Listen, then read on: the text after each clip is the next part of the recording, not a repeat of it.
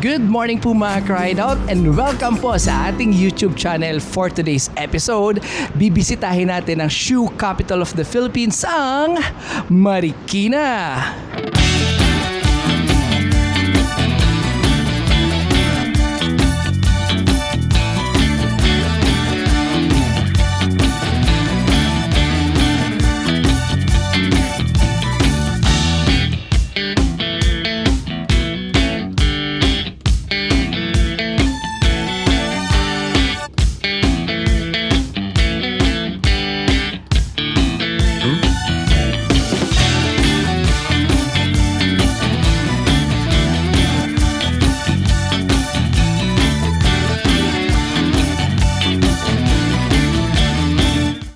At dito sa Marikina, itinayo ang isa sa pinakasikat na mall din, ang SM Marikina. Katabi siya ng Marikina River. At sa loob ng Marikina, bibisitahin din natin yung restaurant na nag-o-offer ng unlimited Japanese grilled meat. Excited na ba kayo?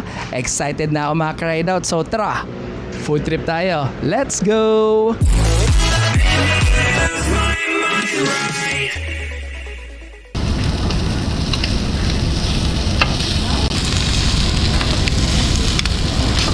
Hello, good morning mga Cried Out. Nandito tayo ngayon sa may SM Marikina at pinuntahan natin yung isa sa restaurant na nag-offer ng unlimited Japanese grilled meat, ang Sumoniko. First time ko actually mga Cried Out na subukan itong sangyupsal na tinatawag, ika nga ng mga Koreano, yung magluluto-luto ka ng mga iba't ibang klaseng mga putahe. For example, merong beef, merong pork, merong chicken, may mga side dishes pa siya. And isa sa pinaka first time ko talaga is yung solo ko siyang gagawin. As in, ako yung kakain lahat ng unlimited na to. Tamang-tama, hindi tayo nag-breakfast, hindi rin tayo nag-lunch. So talagang nireserve natin lahat ng energy natin para makakain tayo. Salamat po kuya. Ano po ninyo kuya? Gel po.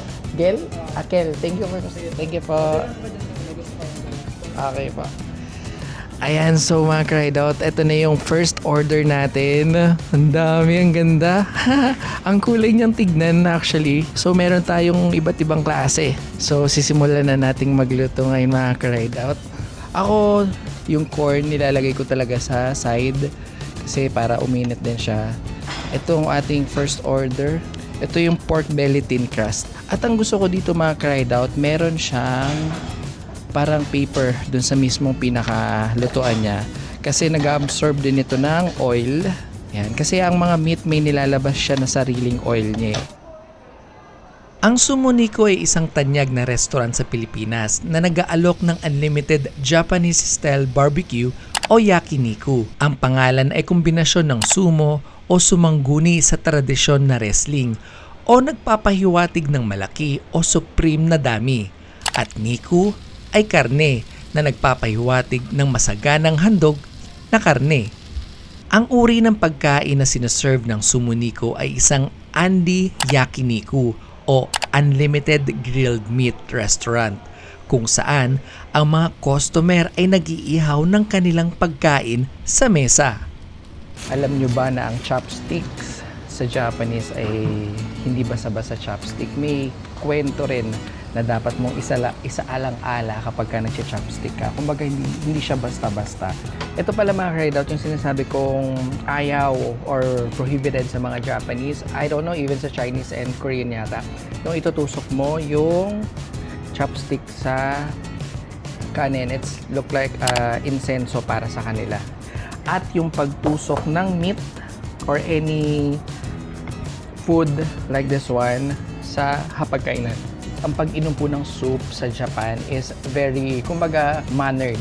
Kasi pag umiinom doon, kailangan kung maingay talaga, it's expressing na you really love the food that they serve sa'yo. Walang tunog eh. Masarap ng soup nila. Yung soup nila may tofu. Ayan, may tofu siya. Tapos may leafy something. Ayan. Tapos very plain lang siya. Hindi maalat. Hindi siya ganun ka-flavorful. But naglalaro yung soup sa bibig mo to replenish yung kinakain mo. Sarap. And may pagka-milky. Tapos may mga konting meat.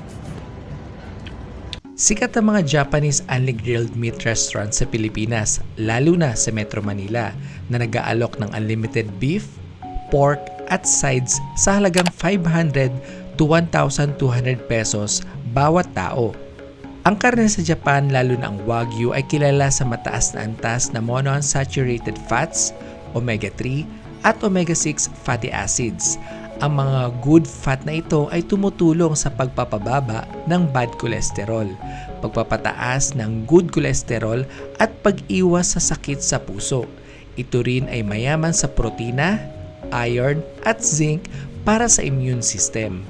Ang mga Hapones ay kumakain ng may malalim na paggalang sa pagkain at kultura na madalas nagsisimula sa pagsasabi ng itadakimasu o tatanggapin ko ang pagkain at nagtatapos sa gochiso-sama deshita. Salamat sa masarap na pagkain.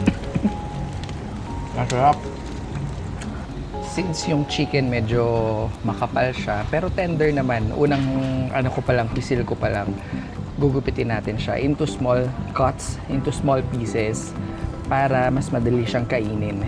Favorite ko yung chicken nila dito sa may Sumoniko. Dalawang klase yan eh. Isang teriyaki at saka yung isa is Japanese spicy chicken. Parehong masarap.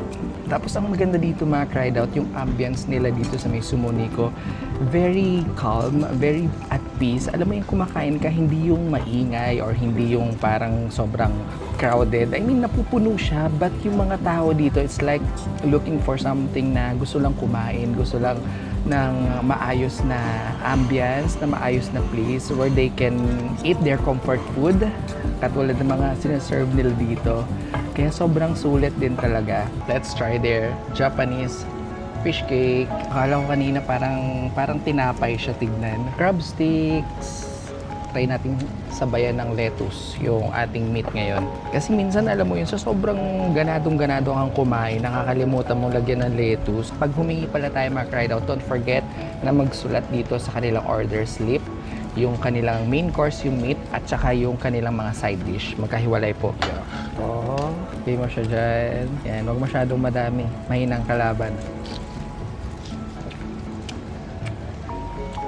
Grabe, ang sarap. Nag-order din tayo ng coleslaw sa side dish natin. Cheers!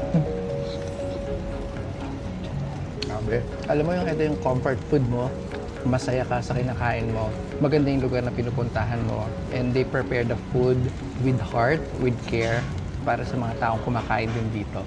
Di ba meron din sila ditong seaweeds. Tikman nga natin. Crunchy siya. Tapos meron siyang parang sesame din sa loob. And at the same time, yung lasa ng parang green grass ng dagat. Medyo maalat-alat siya ng konti, but hindi siya yung sobrang alat. In a good way yung alat niya. Alam mo yung parang maamoy mo yung scent ng fish sa kanya. Dito, pag naubos yung platito mong ganito, pwede ka mag-order ulit. Unlimited. Ako pagkatapos kong kumain, sineset aside ko siya kasi para hindi siya maduming tignan. Para syempre yung mga nagsaserve din sa'yo, hindi na din mahirapan mag-ayos dun sa food na binigay nila. Sa Japanese kasi very sila mannered pagdating sa pagkain. Pagkain, prepared, all aligned, all set. Pagkatapos kumain, ganun din. Nililigpit din ng maayos yung food nila doon. Pagka mga Japanese or Korean or Chinese food, kahit mix yung food nila, okay lang, di ba? Parang pwede mong i-mix lahat ng klase ng pagkain nila doon. Ganun ka versatile yung mga preparation ng food and food itself sa kanila. Fish cake. Ang lambot ng fish cake, para siyang tokwa. Ang lasa niya, grabe. Crab stick. Kayo mga cried out, tuwing kailan kayo sa Sangyup or kailan kayo mga nag-unli meat, yan, mga Korean, Chinese, Japanese, unlimited food. Ako? Actually, aminin ko yung last kain ko sa ganito, October pa. Meron akong cycling event. Sobrang gutom na gutom ako. Natry ko na palang kumain mag-isa. Pero ang tagal na noon, hindi ko siya binablog. Mag-isa lang ako. Sobrang pagod ko, sobrang gutom ko. I decided na pumunta dito. Kasi alam mo yun, kailangan ko ng katawan ng protina ng meat na to. Kaya dito ako pumunta. Try natin ngayon yung yung chicken. Lalagay natin dito. Ito yata yung parang skin ng chicken. Ito kung makikita nyo, merong mga, baka may dumi ako sa mukha, pero okay lang, food vlog naman to eh. Meron siyang mga spices. Yan yung mga nilagay ko rin. Bukod sa tamang process din ng meat nung binigay sa akin. Lettuce. Tapos, samahan din natin ng atsara. Atsara. Ayan, atsara to. So, samahan natin ng atsara.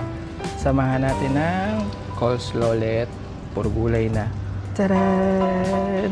Sarap niyan. Okay, let's have a big bite. Big, gorgeous, pleasant bite.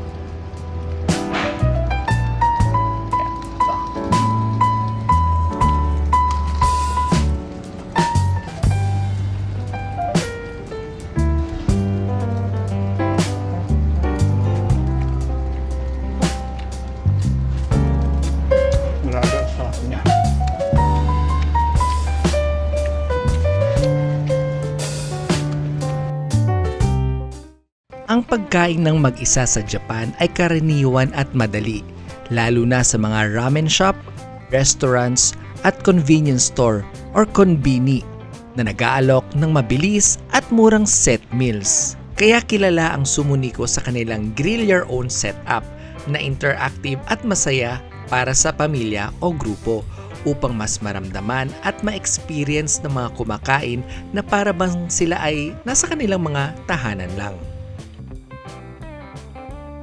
Grabe mga kredo, tingnan yung lettuce nila isang buo. Tapos, lagyan natin ng chicken. Chicken. Isa pa. Yan. Tapos, lagyan din natin ng kimchi. Ito yung kimchi niya. Alam mo yung pagsubo nila dito, sinasabi na dapat malaking bite. One big bite. One big bite. Yan. My God, wait lang.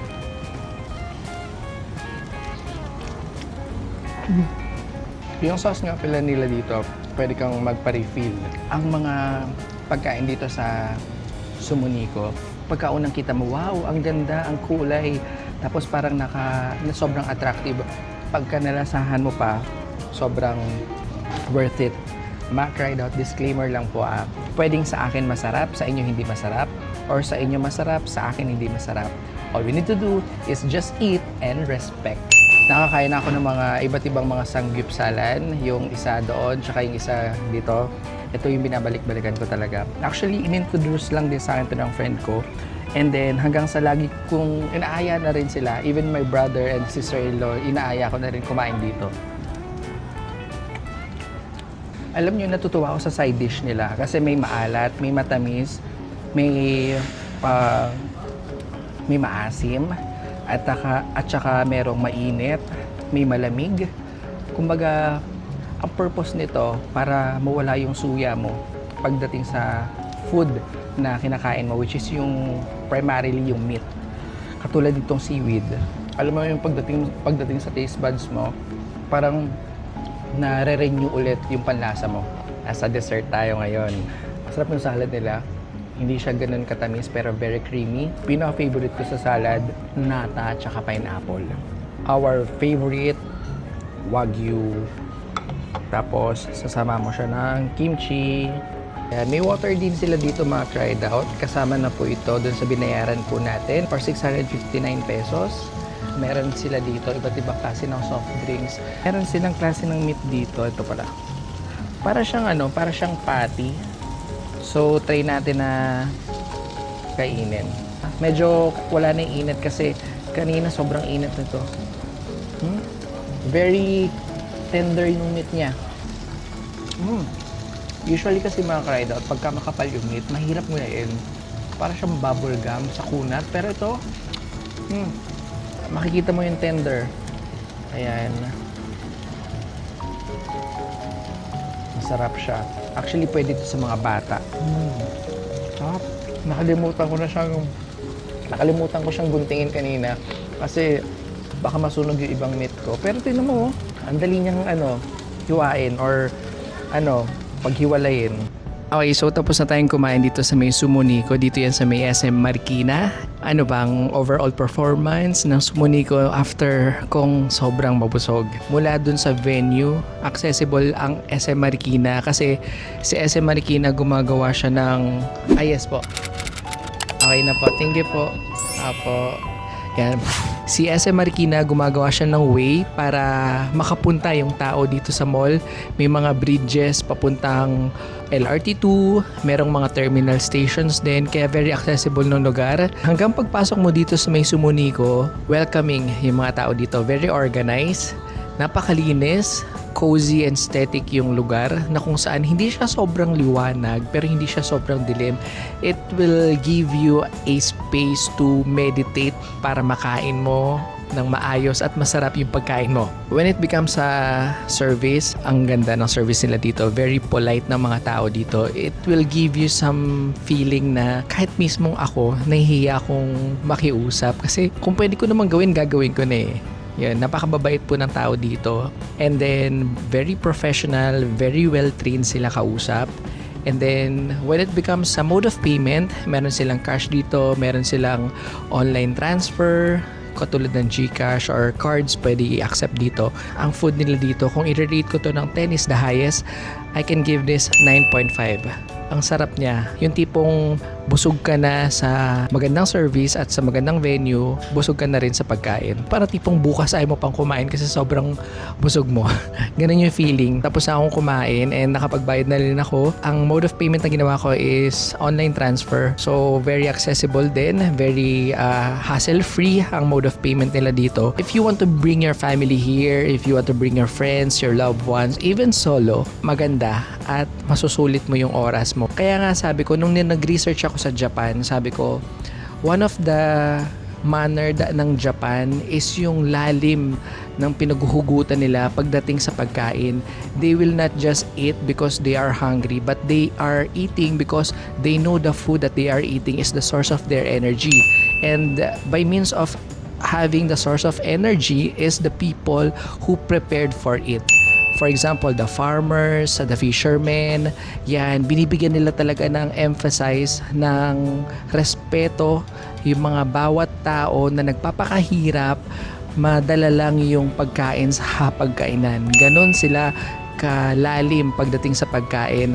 Kaya kung mapapansin nyo sa mga ganitong Japanese, Korean, or even Chinese restaurant, ayaw nila ng mga may leftover food.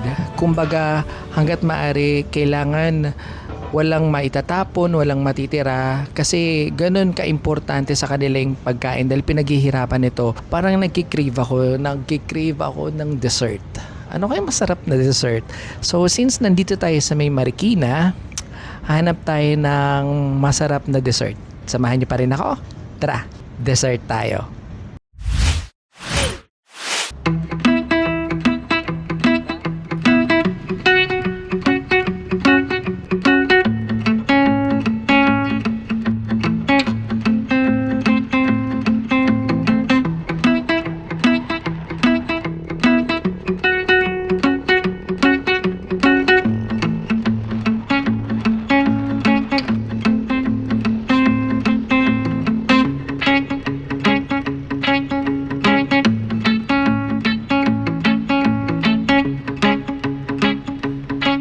Good morning mga Cried Out. Nandito na ngayon tayo sa may Kado Coffee Shop. Dito lang yan sa may JP Rizal and Mount Everest corner streets. Dito yan sa may Marikina. And balita ako, soft opening pa lang ngayon ng Kado Coffee. Kaya naman sobrang blessed ko na ako yung isa sa makakatikim ng mga coffee nila dito. Ngayon, nag-order tayo ng matcha oat. First time kong makatikim ng ganitong klase ng iced coffee from matcha. Kaya naman, tara, kape tayo.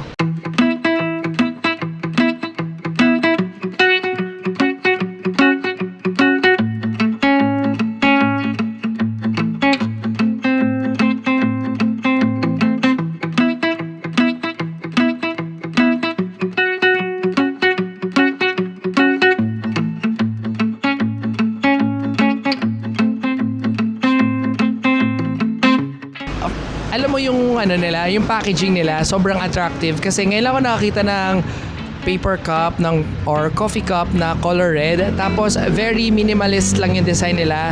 Yung pangalan lang mismo ng Kado Coffee and then yung name ng kanilang client. Ang itsura niya, kanina tinignan ko na very greenish siya. Wow, greenish. Greenish siya, tapos may ice. As of now, one size pa lang yung coffee nila. And then, puro coffee yung kanilang nasa menu. Pero, next time daw, they are already preparing for pastries na rin. Nakausap ko si Sir. I guess, siya yung may-ari kanina. Actually, ang cool nung loob ng coffee shop eh. Kasi parang may nakita akong parang pagupitan sa loob or parang barbershop sa loob. Tapos may mga garments sa loob. So, very unique yung lugar na hindi lang siya basta plain air-conditioned coffee shop. Okay? Very refreshing yung matcha. Sabi ko sa inyo, di ba? Sinusubukan ko ngayon yung mga iba't ibang klase ng matcha coffee drink and lasang-lasa mo yung pagka-matcha niya. Pero yung matcha, hindi siya yung na-overpower yung buong drink. Ang sarap niya. Wait lang. Parang may nare-recall akong ganitong pastry na kinain ko before or ice cream eh. Okay. Meron akong kinainan before na coffee shop din siya. Sa may bandang MOA siya. And then naalala ko yung ice cream nila. Ganito yung lasa niya. Unique lang dito sa matcha na to is pag ininom mo siya, alam mo yung maamoy mo yung pagka-matcha flavor niya, pero it suits to your mouth na hindi siya yung herbs or herbal na green tea na lasang damo. Hindi. Very smoothing sa lalamunan. Sarap. Tapos malalasahan mo yung creaminess nung kanyang flavor. It's because of the matcha and pwede siya sa mga pang-bagets. To the point na hindi siya nakakasawa. That's it. Yeah, that's the keyword. Hindi siya nakakasawa. I love it. Matcha oat.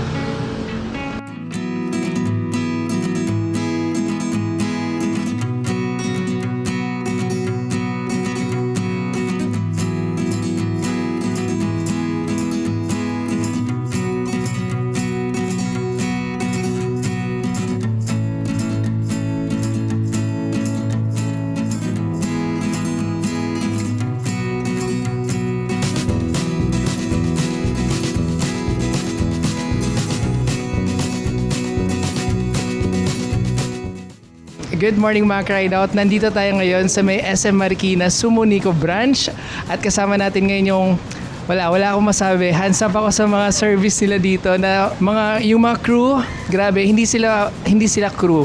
Kumaga parang pamilya na sila sa loob ng Sumunico. So, yun mga sir, maraming salamat po. Shoutout po ako kay Mang Loy na dun sa Sumunico Ortigas. Okay na po ako. Try nyo din po doon, masarap din doon. Thank you po. Maraming salamat ma'am sir. Sana tuloy-tuloy yung magandang service and yung blessing po sa branch na to. Thank you po. Ayan po. There you go mga ka-rideout.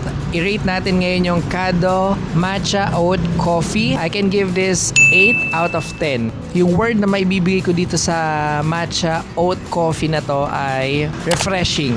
Tapos na tayo ngayon mag-food trip. Kamusta ba yung araw natin for today? Sobrang busog pa rin ako ngayon, kaya mas pinili ko na maglakad. Nandito tayo ngayon sa shoe capital ng Pilipinas, ang Marikina. Actually, alam mo, ang Marikina, isa siya sa may pinakamaraming kainan din. Bawat kanto yata dito, merong kainan. And nakakatuwa lang kasi buhay na buhay yung Marikina despite of what's happening ngayon sa bansa natin. People are still trying to make the best out of themselves. They're trying to survive, to cope up, to continue yung ginagawa nila. At saka alam nyo, kaya mas pinili ko na maglakad dito sa Marikina kasi kahit na taga-Pasig ako, I feel safe kapag ka nagbabike dito. Kaya sabi ko, lalakarin ko na ngayon since maliwanag pa naman. Tapos malawak yung kalsada dito sa Marikina, yung parang nasa Japan. One of the cleanest city rin dito sa bansa natin.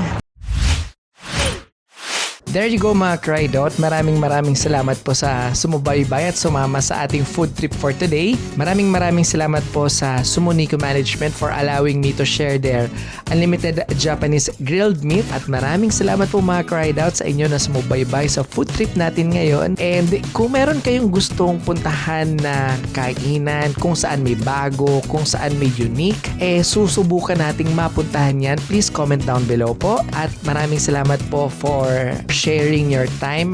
Please don't forget to like, share, and subscribe na rin po sa ating YouTube channel para lagi po kayong updated sa mga ride out and adventure po natin. Meron din po tayong TikTok, Instagram, and Facebook page. God bless mga ride out. Power! Peace out!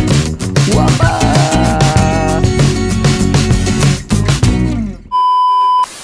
And go. Natin yung isa sa meet at bibisitahin din natin at pupuntahan natin yung isang Marikina River. At sa mall na to, bibisitahin pa ulit natin. Okay. Ulit-ulitin ko pa ba?